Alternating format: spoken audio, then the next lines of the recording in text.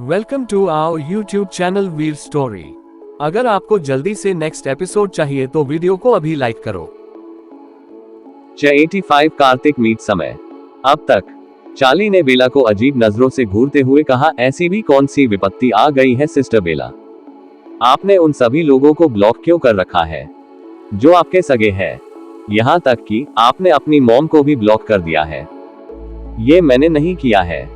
आपने नहीं किया है। अगर आपने नहीं किया है तो फिर किसने किया है? ये आपके फोन में कौन आपके ही फैमिली मेंबर्स का नंबर ब्लॉक कर सकता है?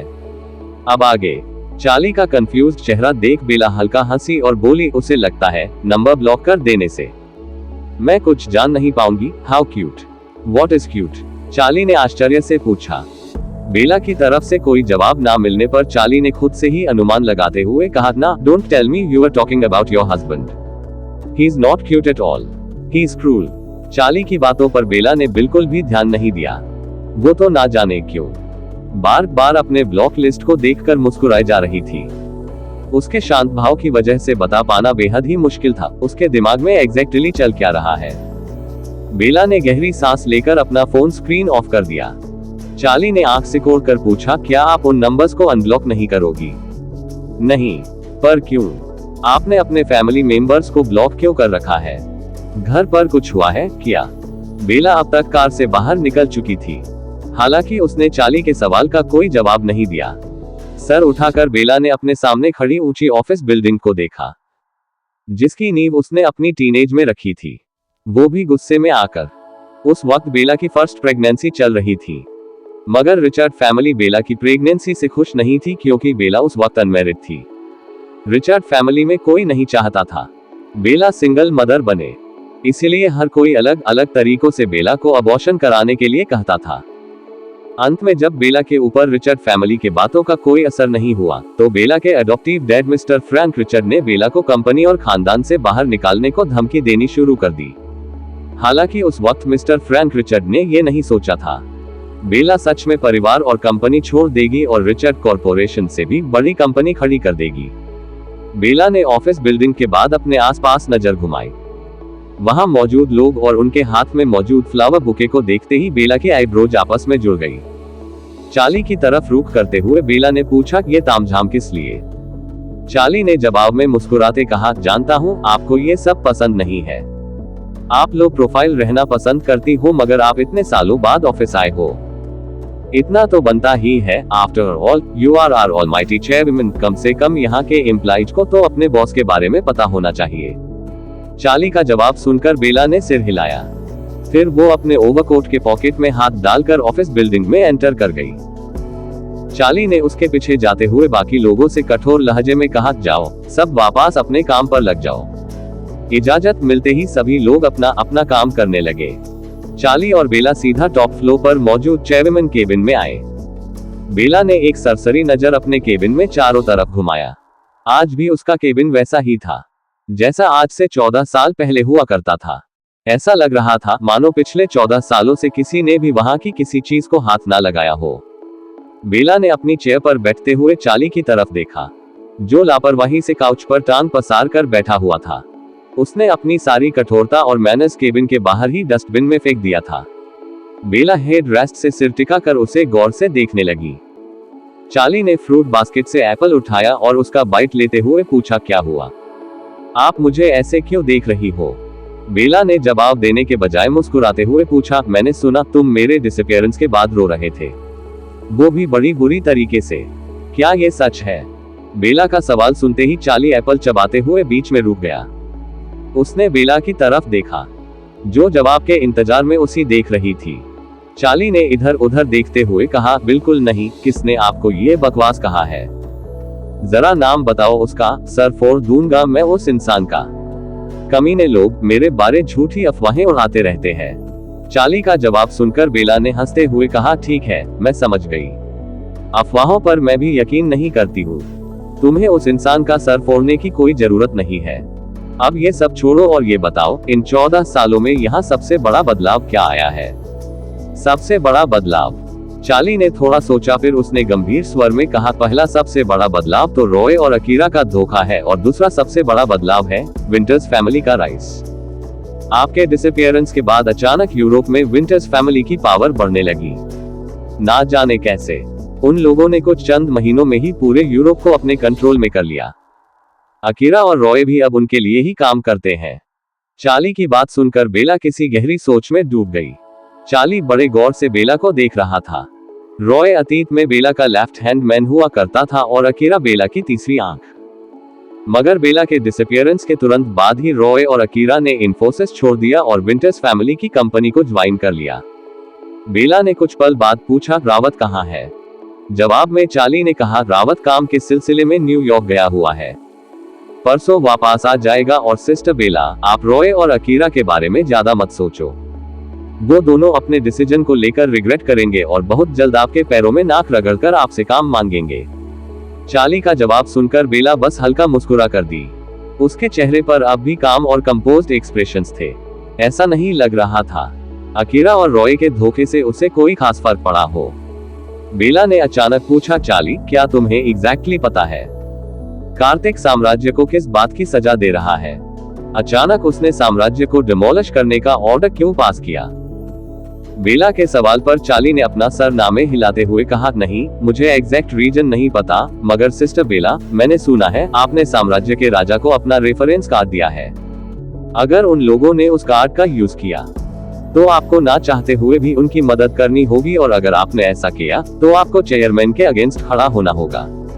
क्या आप सच में ऐसा करोगी? वैसे भी साम्राज्य को आपके अलावा और कोई नहीं बचा सकता है। वो लोग जरूर आपसे मदद मांगेंगे। जवाब में बेला ने आराम से कहा, जब मदद मांगेंगे तब देखा जाएगा, फिलहाल जो हो रहा है होने दो। तुम इस बात पर फोकस करो कि कार्तिक उन लोगों के साथ ऐसा कर क्यों रहा है। बेला की बात सुनकर चार्ली ने कहा, ठीक है, मैं पता करता हूँ। वैसे सिस्टर बेला, आपकी दादी माँ भी साम्राज्य से है ना? क्या आपने उनसे बात? इतना कहते हुए अचानक चार्ली बीच में रुक गया। उसने हैरान नजरों से बेला को देखा, जो डॉक्यूमेंट्स के पन्ने पलट रही थी।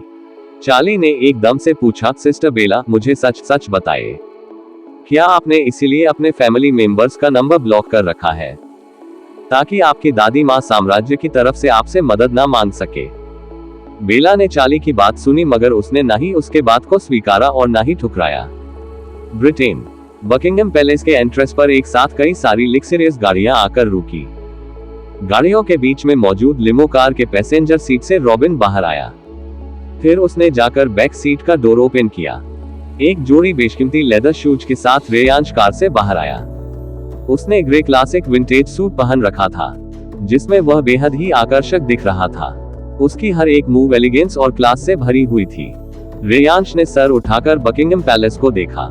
पहली बार रेयांश यहाँ कार्तिक के साथ आया था। उस वक्त रेयांश सिर्फ 6 साल का था और आज वह 26 साल का हो चुका था। रेयांश ने बिना इमोशन के रॉबिन से पूछा, सारे फैमिली मेंबर्स आ गए? रेयांश के सवाल पर रॉबिन ने टेढ़ी मुस्कान के साथ कहा, यस बॉस, सारे आ चुके हैं।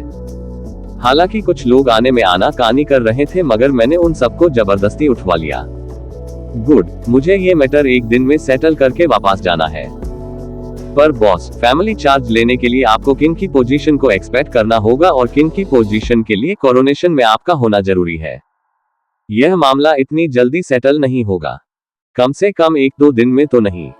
रॉबिन की बात सुनकर रेयांश ने उसे कोल्डली घूरा और कहा, यह मामला मुझे 1 दिन में ही सेटल करना है। समझ आई बात? रेयांश की ठंडी नजरों ने रॉबिन को कांपने पर मजबूर कर दिया। जब रेयांश 6 साल का था, तब से ही रॉबिन उसके लिए काम कर रहा था, मगर इसके बावजूद आज भी रेयांश की एक नजर ही काफी होती थी रॉबिन को डराने के लिए। रॉबिन ने जल्दी से कहा, ओके बॉस, काम हो जाएगा। वैसे भी चेयरमैन आपको यहाँ का चार्ज लेने के लिए कहा है।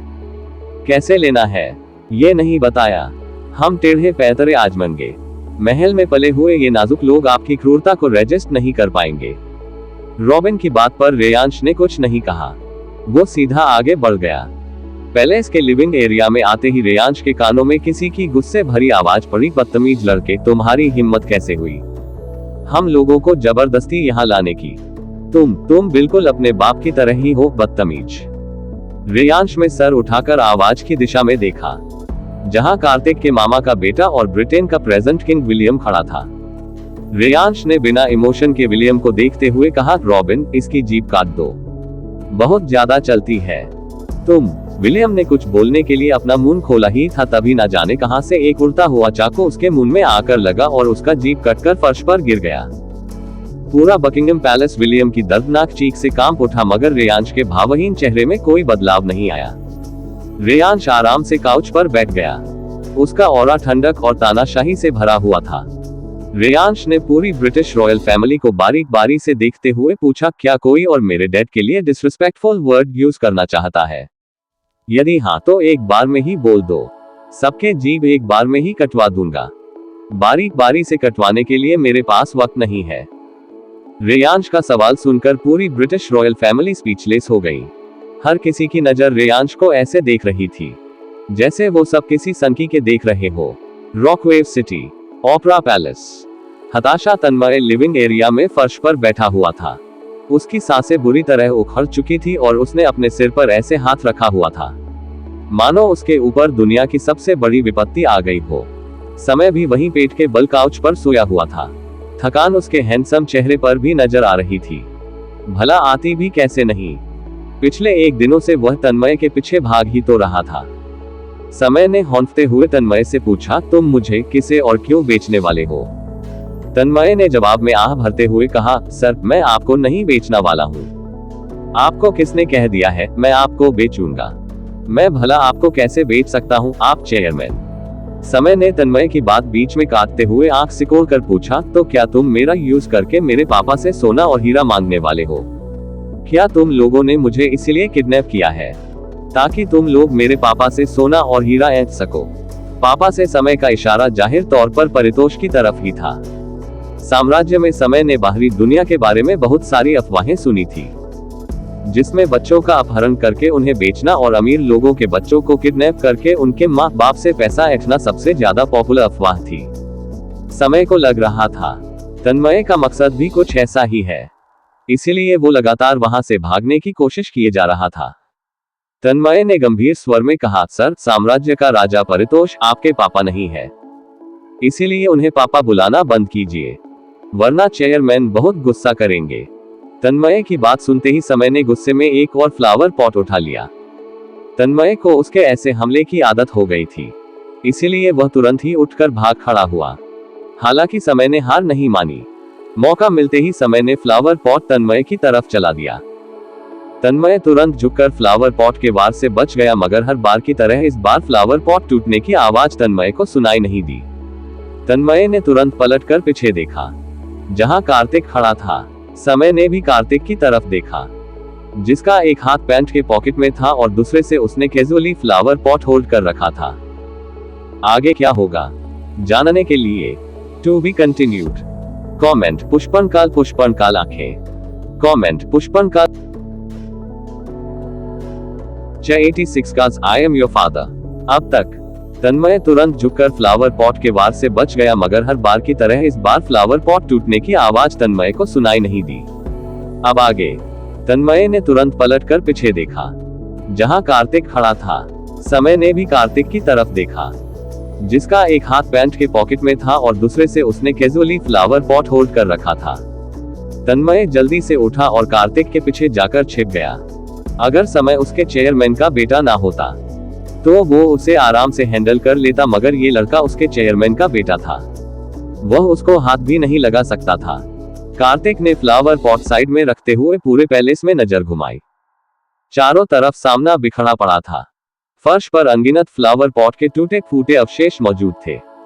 ऐसा लग रहा था मानो वहां कोई युद्ध हुआ हो। कार्तिक ने बिना इमोशन के पूछा, किसने किया है ये सब? जवाब देने के बजाय तन्मय ने चुपचाप समय की तरफ इंडेक्स फिंगर पॉइंट कर दी। कार्तिक ने समय को ऊपर से नीचे तक देखा। सफेद शर्ट और dark coffee colour baggy pant में समय बेहद ही आकर्षक दिख रहा था। भले ही उसकी सुंदर नीली आंखें गुस्से से सिकुड़ी हुई, मगर उसका हैंडसम चेहरा काफी प्यारा था। समय के फेशियल फीचर्स क्रिस्टल क्लियर थे। अगर कार्तिक और समय एक साथ खड़े जो जाए तो कोई भी बता सकता था वो दोनों बाप बेटे हैं। उन दोनों का फेशियल फीचर बिल्कुल सिमिलर था। समय ने कार्तिक को ऊपर से नीचे तक घूरते हुए पूछा, क्या यही आदमी तुम्हारा मालिक है? क्या इसी आदमी ने मेरा अपहरण करवाया है? समय का सवाल सुनकर तन्मय ने कहा, ये हमारे चेयरमैन हैं और आपके डैड भी। तन्मय का जवाब सुनकर समय ने फिर से फ्लावर पॉट उठा लिया। आज उसने इस जाहिल किडनैपर का सर फोड़ देना था। यह आदमी बार बार किसी चेयरमैन को उसका बाप बना रहा था, जबकि उसका बाप साम्राज्य का राजा था। तन्मय ने जैसे ही समय के हाथ में फ्लावर पॉट देखा, वैसे ही वह कार्तिक के पीछे दुबक गया। उसे इस बच्चे से बहुत ज्यादा डर लगने लगा था। कार्तिक ने कहा, उसे नीचे रखो। समय ने कार्तिक की बात सुनी। वह फ्लावर पॉट नीचे नहीं रखना चाहता था, मगर कार्तिक की नजरों में ना जाने ऐसा क्या था जिसने उसे फ्लावर पॉट वापस रखने के लिए मजबूर कर दिया। कार्तिक ने अपने बेडरूम की तरफ जाते हुए कहा, साफ करवाओ ये सब। ओके चेयरमैन, तन्मय ने जवाब में कहा। समय तब तक कार्तिक की जाती हुई पीठ को घूरता रहा, जब तक कार्तिक उसके आंखों से ओझल नहीं हो गया। दुनिया में सिर्फ दो चीजें ऐसी थी जिसने समय को चौंका दिया था। पहला, बेला रिचर्ड का चेहरा, जिससे ज्यादा सुंदर उसने आज तक कुछ नहीं देखा था, और दूसरा इस आदमी की प्रेजेंस, जो नर्क से भी ज्यादा डरावनी थी। समय ने तन्मय की तरफ अपना रुख किया। तुम्हारा मालिक इतना घमंडी और डरावना क्यों है? आखिर हो कौन तुम लोग, और मुझे यहाँ लाने के पीछे तुम्हारा मकसद क्या है? समय की बात सुनकर तन्मय को खांसी आ गई। उसने खांसते हुए अजीब नजरों से समय को घूरा, जो उसे ही घूर रहा था। तन्मय ने आह भरते हुए कहा, आपको चेयरमैन के पीछे जाना चाहिए। वो आपको आपके सभी सवालों का जवाब दे देंगे। सच में?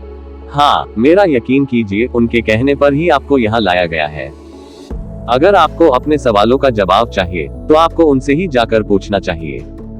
मैं तो बस उनके ऑर्डर्स फॉलो करता हूँ। समय ने तन्मय की बातों के बारे में थोड़ा सोचा, फिर उसने कहा, नहीं, मैं नहीं जाऊंगा। तुम्हारा मालिक बहुत अजीब है। मैं उससे कुछ पूछने नहीं जा रहा। तुम मेरे सवालों का जवाब दो, वरना मैं तुम्हारा सर फोड़ दूंगा। समय की बात सुनकर तन्मय के माथे पर बल पड़ गया। ये लड़का कहीं फिर से उसके ऊपर फ्लावर पॉट की बरसात ना करने लगे। तन्मय ने चालाकी से कहा, हाँ कोई बात नहीं, मैं समझ सकता हूँ। चेयरमैन बहुत स्ट्रिक्ट है। आमतौर पर लोग उनके सामने जाने में भी डरते हैं। उनसे बात करना वाकई काफी बहुत मुश्किल और डरावना काम है, मगर मैं सच कह रहा हूँ, मेरे पास आपके सवालों के जवाब नहीं है। सिर्फ चेयरमैन ही आपके सभी सवालों का जवाब दे पाएंगे। थोड़ा हिम्मत जुटाए। आखिरी लाइन पर तन्मय ने थोड़ा ज्यादा ही जोर दिया था। तन्मय की पूरी बात सुनते ही समय की आईब्राउज कस गई। क्या यह आदमी उसे डरपोक कह रहा था? कितनी अपमानजनक बात है। अगर किसी को यह पता चल गया तो उसकी कितनी बदनामी होगी। समय ने तैस में आकर कहा, बकवास बंद करो। मैं किसी से भी नहीं डरता हूँ, तुम्हारे उस मालिक से भी नहीं। अच्छा, तो जाओ फिर, बात करो चेयरमैन से। अपने सवालों के जवाब मांगो उनसे। हाँ, जा रहा हूँ। समय को बिल्कुल भी आइडिया नहीं था। तन्मय जानबूझकर उसे उकसा रहा है। समय तुरंत कार्तिक के कमरे के बाहर आया। फिर उसने डोर नॉक किया। अंदर से एक गहरी आवाज आई, अंदर आ जाओ। समय कमरे के अंदर आया। उसने कमरे में चारों तरफ अपनी नजर घुमाई, मगर कार्तिक उसे कहीं भी नजर नहीं आया। कमरे के दाईं तरफ दीवार पर एक बड़ा सा फोटो फ्रेम लगा हुआ था, जिसमें बेला, कार्तिक, रेयांश, आदित्य और बर्तिका पांचों थे। बर्तिका उस फोटो फ्रेम में काफी छोटी दिखाई दी थी। जब फोटो लिया गया था तब शायद 2-2.5 साल की थी बर्तिका। फोटो फ्रेम में मौजूद बेला को देखते ही समय की आंखें सिकुड़ गई। बेला का चेहरा उसे अच्छे से याद था। वो उस लड़की का चेहरा कैसे भूल जाता था जो उसकी माँ से भी ज्यादा सुंदर थी। कार्तिक, जो अभी ही बालकनी से वापस बेडरूम में आया था, उसने समय की नजरों का पीछा किया। समय बड़े गौर से बेला को देख रहा था। उसे समझ नहीं आ रहा था क्यों, पर बेला को निहारना उसे अलग ही एहसास दे रही थी। कार्तिक ने कहा, वो तुम्हारी मॉम है। कुछ दिनों बाद उसका बर्थडे है। मैं उस दिन तुम्हें उससे मिलवाऊंगा। फिलहाल तुम खुद को प्रिपेयर करो ताकि उसे अनकंफर्टेबल फील ना हो। कार्तिक की बात सुनकर समय ने अपनी आंख घुमाई। वो कार्तिक तरफ पलटना चाहता था, मगर इसी बीच उसकी नजर मिरर पर गई, जिसमें उसे अपना और कार्तिक का रिफ्लेक्शन दिखाई दे रहा था। कार्तिक समय से कुछ कदम दूरी पर खड़ा था। उसने कैजुअल कपड़े पहन रखे थे, जिसमें वह आम दिनों की तुलना में ज्यादा रिलैक्स्ड और कूल नजर आ रहा था। समय ने मिरर में अपने आप को देखा।